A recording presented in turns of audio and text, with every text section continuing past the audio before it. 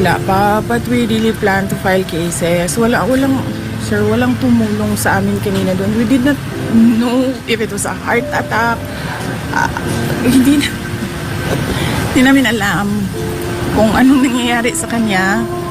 And then, humingi lang kami ng tulong. Sabi ko, kahit sino na, doktor nyo, doktor namin, doktor na kung sino nandyan, ibigay nyo na sa amin. Wala talaga.